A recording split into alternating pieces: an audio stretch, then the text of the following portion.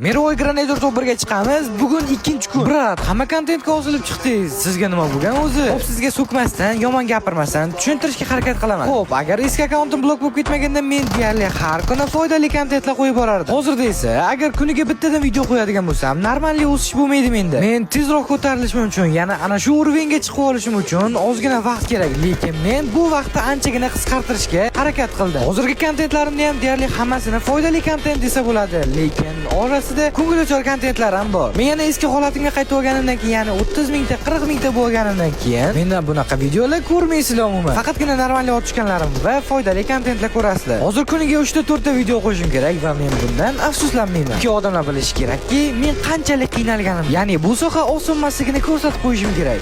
Agarda videoni shu joygacha ko'rgan bo'lsangiz, qayoqdagi haypajurlarga like bosgandan ko'ra meni videomga like bosib qo'ysangiz, men dunyo bo'yicha top 1ga chiqmoqchiman. Agar sizlarga dunyodagi eng xavfsiz akkaunt kerak bo'ladigan bo'lsa, o'zimizning akkaunt qilishinglar mumkin. Silkalari aktualnida.